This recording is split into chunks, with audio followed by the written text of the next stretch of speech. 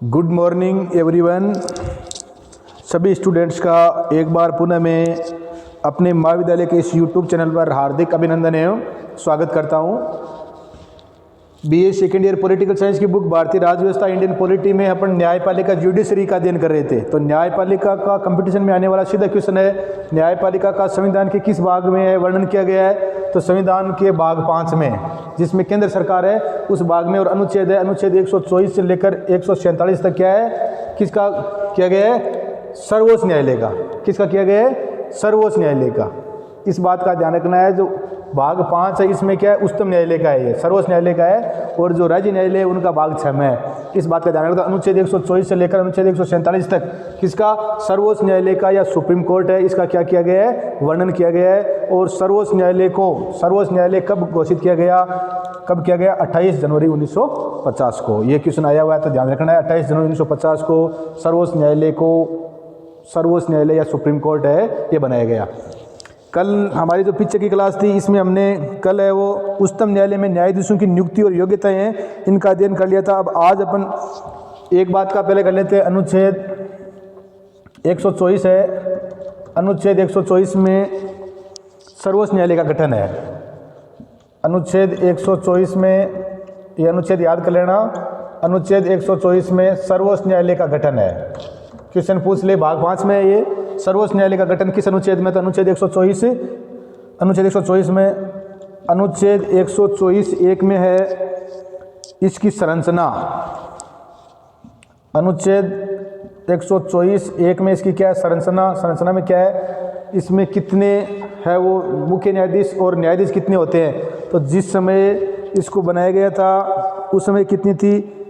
1+7 थे। जिस समय इसको 28 जनवरी 1950 को सर्वोच्च न्यायालय घोषित किया गया था उस समय तो 1 मुख्य न्यायाधीश और 7 क्या थे? न्यायाधीश थे। वर्तमान में पिछली बार अगस्त 2019 में इसकी 3 संख्या और बढ़ा दी थी, पहले 31 थी, अब वर्तमान में 1 मुख्य न्यायाधीश और +33 न्यायाधीश। तो ध्यान रखना है, वर्तमान में सुप्रीम कोर्ट में न्यायाधीशों की कुल संख्या कितनी है? 34 है। मुख्य न्यायाधीश को छोड़कर कितने हैं? 33 है। एक क्या होता है मुख्य न्यायाधीश? वो कौन है? कल भी बताया था मैंने आपको, S.A. बोबडे, जो भारत के 47वें मुख्य न्यायाधीश है। और पहले कौन थे? S.J. कानिया। अपन इसके बारे में अध्ययन कर चुके हैं। तो अनुच्छेद 124 में सर्वोच्च न्यायालय का गठन है। अनुच्छेद 124 1 में इसकी क्या है? संरचना है। अनुच्छेद 124 2 में क्या है? नियुक्ति और कार्यकाल है। नियुक्ति किस प्रकार करते हैं इनकी, और कार्यकाल क्या होता है? अनुच्छेद 124 3 में पद की योग्यता है, जिसका अपन ने कल अध्ययन किया था। 2 योग्यताएं थी। भारत का नागरिक होना चाहिए और 5 साल तक किसी उस न्यायालय में न्यायाधीश, या 10 साल तक वकालत कर चुका हो, और राष्ट्रपति की नज़र में क्या हो? वो विधि वेता हो। अनुच्छेद 124 4 में पद की प्रक्रिया है।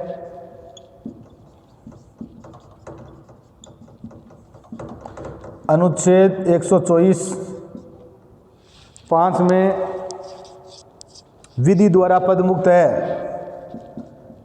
इन न्यायाधीशों को क्या कर सकते हैं? विधि के द्वारा, कानून के द्वारा क्या कर सकते हैं? पद मुक्त भी कर सकते हैं। और पद मुक्त का एक तो होता है साबित कदाचार और एक होता है काम करने में अक्षमता।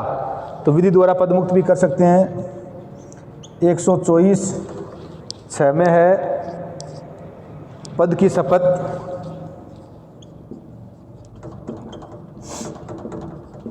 पद की शपथ वैसे सर्वोच्च न्यायालय का जो मुख्य न्यायाधीश होता है उसे दिलाता है भारत का राष्ट्रपति, और जो अन्य न्यायाधीश होते हैं उनको कौन दिलाता है? व्यवहार में मुख्य न्यायाधीश दिलाता है। सर्वोच्च न्यायालय के मुख्य न्यायाधीश को राष्ट्रपति, और अन्य न्यायाधीशों को कौन दिलाता है? अन्य न्यायाधीशों को सर्वोच्च न्यायालय का मुख्य न्यायाधीश। तो पद की शपथ। और 124 7 में है वकालत पर रोक। वकालत पर रोक। तो इन बातों का ध्यान रखना। अनुच्छेद 124 में सर्वोच्च न्यायालय का गठन है। गठन कब किया गया? अनुच्छेद 24 1 में संरचना है। इस मुख्य, वर्तमान में न्यायाधीशों की संख्या कितनी है? 34 है। 1 मुख्य न्यायाधीश और 33 अन्य न्यायाधीश। अनुच्छेद 124 2 में नियुक्ति या कार्यकाल है। तो नियुक्ति कैसे होती है? इनका कार्यकाल सामान्यतः 65 वर्ष की आयु तक होता है। अनुच्छेद 124(3) में पद की योग्यता है, पद की योग्यता बता चुका हूँ। अनुच्छेद 124(4) में पद की प्रक्रिया है। अनुच्छेद 124(5) में विधि द्वारा पद मुक्त भी कर सकते हैं इन्हें, साबित कदाचार या अक्षमता। अनुच्छेद 124(6) में पद की शपथ है, शपथ कौन दिलाता है? तो मुख्य न्यायाधीश को शपथ राष्ट्रपति और अन्य न्यायाधीशों को शपथ भारत का मुख्य न्यायाधीश। और अनुच्छेद 124(7) में वकालत पर रोक, ये सेवानिवृत्त होने के बाद में वकालत नहीं कर सकते, इन बातों का ध्यान रखना है। अब शपथ, उच्चतम न्यायालय के न्यायाधीश 30 अनुसूची के अनुसार शपथ ग्रहण करते हैं। जो 30 अनुसूची है उसमें विभिन्न जो पदाधिकारी है उनकी शपथ से संबंधित है, तो 30 अनुसूची के अनुसार ही शपथ लेते हैं। और शपथ का वर्णन संविधान के किस अनुच्छेद में है? अनुच्छेद 124(6) में है शपथ का।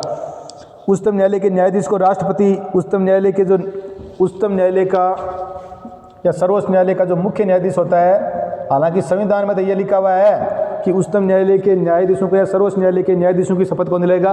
राष्ट्रपति दिलाएगा।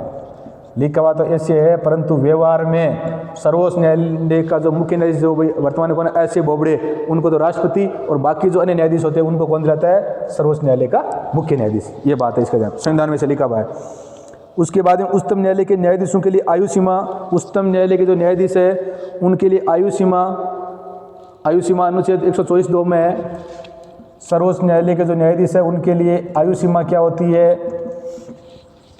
तो उच्चतम न्यायालय के न्यायाधीश है, न्यायाधीशों की नियुक्ति की किसी न्यूनतम, न्यायाधीश है इनकी नियुक्ति की न्यूनतम आयु का प्रावधान नहीं है। जिस प्रकार से हमने राष्ट्रपति है, उपराष्ट्रपति है, राज्यपाल है, इनके लिए 35 वर्ष होती है, लोकसभा के लिए 25 वर्ष, विधानसभा के लिए 25 वर्ष, राज्यसभा के लिए 30 वर्ष, वैसे न्यायाधीशों के लिए न्यूनतम जो आयु है उसका प्रावधान नहीं किया गया है कि न्यूनतम आयु उनके लिए कितनी होनी चाहिए। उच्चतम न्यायालय के न्यायाधीशों की सेवानिवृत्ति की, और उच्चतम न्यायालय या सर्वोच्च न्यायालय इनकी जो सेवानिवृत्ति की आयु है, सेवानिवृत्ति की आयु कितनी होनी चाहिए? 65 वर्ष। तो न्यूनतम आयु का प्रावधान नहीं है। और सेवानिवृत्ति की उच्चतम न्यायालय के या सर्वोच्च न्यायालय के न्यायाधीशों की सेवानिवृत्ति की आयु कितनी है? 65 वर्ष है। तदर्थ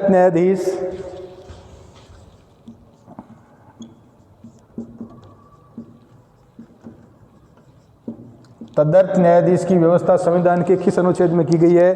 तो तदर्थ न्यायाधीशों की नियुक्ति संविधान के अनुच्छेद 127 में, किस में की गई है? अनुच्छेद 127 में। तदर्थ न्यायाधीश का अर्थ क्या होता है? तो जब उस न्यायालय में कोरम या गणपूर्ति का, जब उस न्यायालय में कोरम या गणपूर्ति का अभाव हो, कोई बैठक करने के लिए भाई न्यूनतम जैसे 5 न्यायाधीश होने चाहिए, तो जब उच्चतम न्यायालय में कोरम या गणपूर्ति का अभाव हो तो भारत के मुख्य न्यायाधीश उस न्यायालय के न्यायाधीशों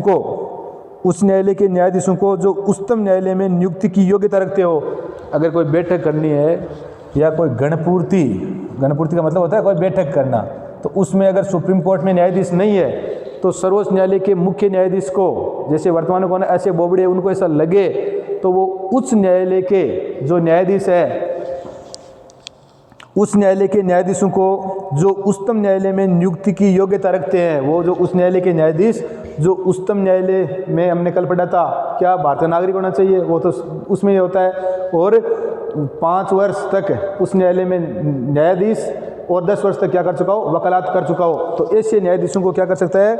उस न्यायालय के न्यायाधीशों को जो उच्चतम न्यायालय में नियुक्ति की योग्यता रखते हो, उनकी नियुक्ति राष्ट्रपति की पूर्व सहमति से, राष्ट्रपति से सहमति ले ले भाई हमारे इस बैठक को या इस गणपूर्ति को पूरा करने के लिए हमारे पास क्या नहीं है? न्यायाधीश नहीं है, तो ये उस न्यायालय के ये न्यायाधीश है वो क्या है? सर्वोच्च न्यायालय में या उच्चतम न्यायालय में ये योग्यता रखते हैं, तो राष्ट्रपति की क्या लेनी पड़ती है? पूर्व अनुमति लेनी पड़ती है।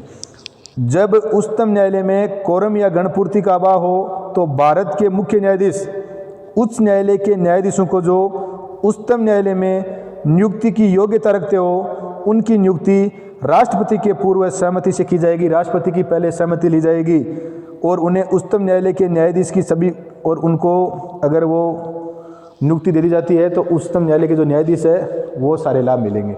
तो तदर्थ न्यायाधीश का मतलब यही अनुच्छेद 127 में है, जब सर्वोच्च न्यायालय में क्या होता है कि बैठक को या सर्वोच्च न्यायालय में न्यायाधीशों की कमी होती है, तब जो उच्च न्यायालय में ऐसे न्यायाधीश जो सर्वोच्च न्यायालय में नियुक्त होने की योग्यता रखते हैं, उनको राष्ट्रपति की पूर्व सहमति से सर्वोच्च न्यायालय का मुख्य न्यायाधीश उन्हें क्या कर सकता है, नियुक्ति दे सकता है। जब कब गणपूर्ति या क्या हो आपू सर्वोच्च न्यायालय में न्यायाधीशों की क्या हो, अभाव हो, कम हो, तब कोरम पूरा करने के लिए। तो अनुच्छेद 126 में तदर्थ न्यायाधीश है। अवकाश प्राप्त न्यायाधीश अनुच्छेद 128 में है। अवकाश प्राप्त न्यायाधीश अनुच्छेद 128 में है। पूछ ले अवकाश प्राप्त न्यायाधीश संविधान के किस अनुच्छेद में? तो अनुच्छेद 128 में भारत के मुख्य न्यायाधीश राष्ट्रपति की सहमति से उच्चतम न्यायालय या उस न्यायालय के किसी अवकाश प्राप्त न्यायाधीश जो उच्चतम न्यायालय का न्यायाधीश होने की योग्यता रखता है की नियुक्ति कर सकता है। अनुच्छेद 128 में अवकाश प्राप्त न्यायाधीश अगर कोई उच्चतम न्यायालय का या किसी भी जो 25 उच्च न्यायालय उनका न्यायाधीश जो अवकाश प्राप्त कर चुका है और अगर वो उच्चतम न्यायालय में या सर्वोच्च न्यायालय में नियुक्ति की योग्यता रखता है तो क्या कर सकता है, उनको तो न्यायाधीश होने की योग्यता रखता है तो उसकी नियुक्ति कर सकते हैं। भारत के मुख्य न्यायाधीश राष्ट्रपति की सहमति होनी चाहिए। भारत के मुख्य न्यायाधीश राष्ट्रपति की सहमति से उच्चतम न्यायालय या उच्च न्यायालय के किसी अवकाश प्राप्त न्यायाधीश जो उच्चतम न्यायालय का न्यायाधीश होने की योग्यता रखते हैं की नियुक्ति कर सकते हैं। और अवकाश प्राप्त न्यायाधीशों के वेतन एवं भत्ते राष्ट्रपति के द्वारा, अवकाश प्राप्त जो न्यायाधीश होते हैं उनके वेतन और भत्ते किसके द्वारा निर्धारित किए जाते हैं? राष्ट्रपति के द्वारा। इस बात का ध्यान रखना है। अवकाश प्राप्त जो न्यायाधीश है उनकी नियुक्ति अनुच्छेद 128 में राष्ट्रपति की सहमति से कौन करता है? मुख्य न्यायाधीश। ऐसे न्यायाधीशों की जो सर्वोच्च न्यायालय या उस न्यायालय के मुख्य न्यायाधीश रह चुके हैं और अब योग्यता रखते हैं किसकी? सर्वोच्च न्यायालय के न्यायाधीश बनने की, और अगर उनको नियुक्ति दे देते हैं तो उनके वेतन और भत्तों का निर्धारण कौन करता है? राष्ट्रपति करता है। और अवकाश प्राप्त न्यायाधीश किस अनुच्छेद में है? अनुच्छेद 128 में है। इस बात का ध्यान रखना है। अब कार्यवाहक मुख्य न्यायाधीश, कार्यवाहक मुख्य न्यायाधीश संविधान के किस अनुच्छेद में? अनुच्छेद 126 में है। क्वेश्चन आ जाए कि कार्यवाहक मुख्य न्यायाधीश है ये संविधान के किस अनुच्छेद में है? तो अनुच्छेद किस में? अनुच्छेद 126 में है। अनुच्छेद 124, अनुच्छेद 127 में तदर्थ न्यायाधीश और अनुच्छेद 128 में अवकाश प्राप्त न्यायाधीश और अनुच्छेद 126 में क्या? कार्यवाहक मुख्य न्यायाधीश। ऐसी स्थिति आ जाए कि मुख्य न्यायाधीश नहीं हो तो कार्यवाहक मुख्य न्यायाधीश की नियुक्ति अनुच्छेद 126 के तहत की जाती है।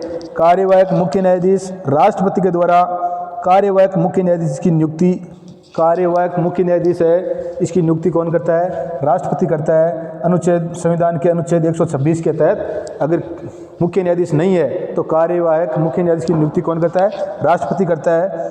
और तब करता है जब भारत के मुख्य न्यायाधीश का पद रिक्त हो। भारत के मुख्य न्यायाधीश का पद क्या हो? रिक्त हो। कोई भी न्यायाधीश हो, मुख्य न्यायाधीश नहीं हो ऐसी स्थिति में। और दूसरी है मुख्य न्यायाधीश कुछ सीमा के लिए या मुख्य न्यायाधीश जो कोई भी है और वो कुछ समय के लिए क्या रह जाए? अनुपस्थित हो। मुख्य न्यायाधीश अनुपस्थित हो अथवा मुख्य न्यायाधीश अपने कार्यों को करने में क्या नहीं हो? सक्षम नहीं हो, मतलब अक्षम हो। अपने कार्यों को करने में क्या नहीं हो? सक्षम।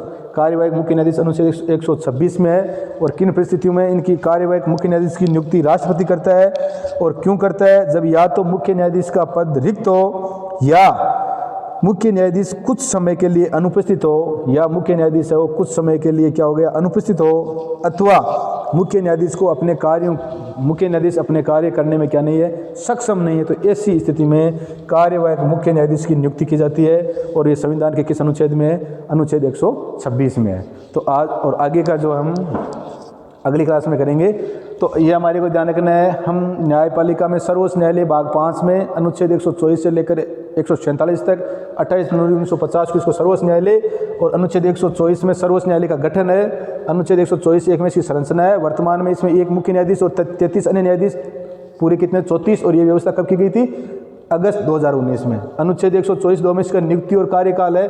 कार्यकाल कितना होता है? 65 वर्ष की आयु तक। और अनुच्छेद 124(3) में इसकी पद की योग्यता है। सर्वोच्च न्यायालय के मुख्य न्यायाधीश बनने के लिए क्या क्या योग्यता होनी चाहिए? 2 योग्यता है। एक तो भारत का नागरिक होना चाहिए या किसी भी उस एक तो भारत का नागरिक होना चाहिए, दूसरा वो 5 वर्ष तक किसी भी उच्च न्यायालय का न्यायाधीश या 10 वर्ष तक किसी भी न्यायालय उस न्यायालय में वकालत कर चुका हो, या वह